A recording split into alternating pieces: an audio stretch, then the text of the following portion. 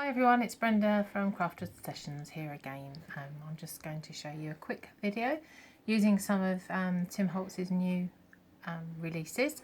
I'm going to be using the small tattered florals, which is a really handy size, especially for card makers.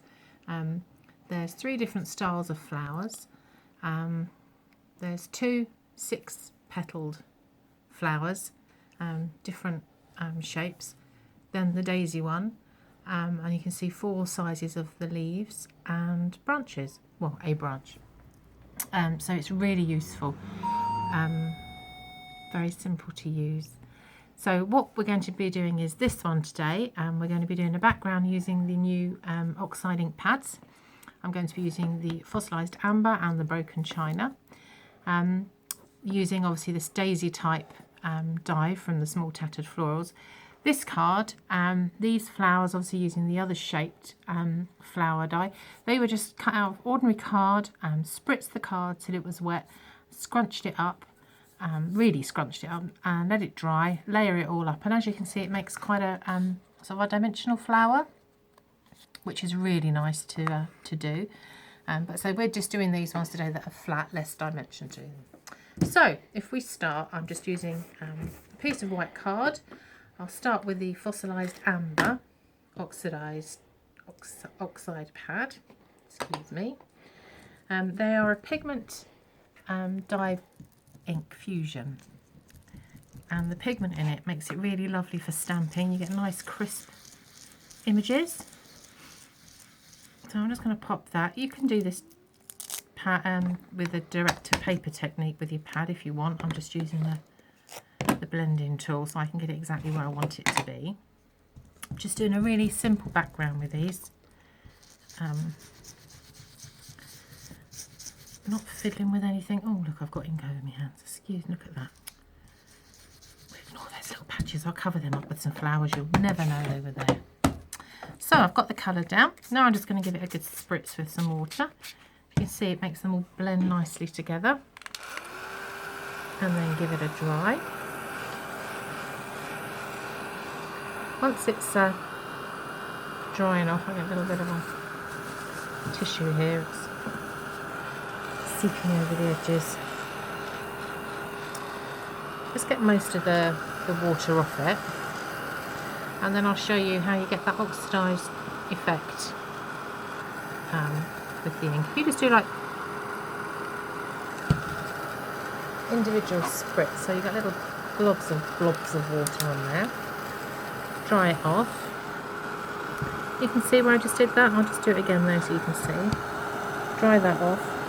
It kind of bleeds the colour out, so it gives you this sort of oxidised look, which is really cool. I love it. Every time I do it, I love it. It's just nice to sit and play with it. Once it's dry, if the colour's not as dark as you want, you just apply more colour, spritz it again. I'm just going to dab this bit here at the edge because it's taking a while to dry. There we go. Spritz a little bit there. The trouble is, I could sit and do this all day. Fiddle. You have to. At some point, you have to stop. But I'm not ready to yet, so I can do a little bit more. I'll make that the last one. You get the idea. I'm just going to do a little bit more down there actually. You're getting the idea. It just gives this lovely effect. And the more you use it, and the more you fiddle with it, the better it is. Right, I'm going to stop now. Stop. I'll be here all day otherwise. Okay. So, I'm just going to use one of Tim Holtz sayings ink pads. Just open up this pad. Ink it up. I'm just going to wonder which best. If I do it that way, then I can cover up those splodges with some flowers. Okay, I just stamp my sentiment there. There we go. Right, so you don't have to sit and watch me cutting out all the flowers. I've already cut them out, prepared them. I cut the branches with some sticky on the back, so I'm just going to remove that so that I can stick it down and position it wherever I want it to be. Now you need to try and cover up where I've touched the card with my mucky paws. But obviously when you're doing it you can be a lot more selective and particular. There we go. And now, whoops a daisy, get some flowers. As I mix, I'm just going to position them. These are all just layered up. If you can see, I've just cut a few different sizes and layered them up to give them that. I'm just going to cover up these messy bits up here that I managed to get my paws on. I'm going to do this quite quick. I'm not going to take a long time over this because, do you know what? You know how to stick flowers onto a piece of card.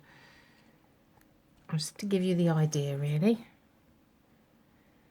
And I think it's the Oxide ink pads that give this the lovely look with hardly any effort at all. Okay, and then a couple of little leaves, also from the Tattered Floral, small Tattered Floral die. There we go. I won't, oops a daisy.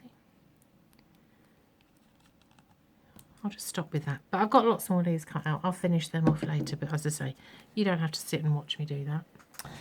Now all I've done is I cut a piece of the patterned paper out from the same paper that I used to make the flowers with.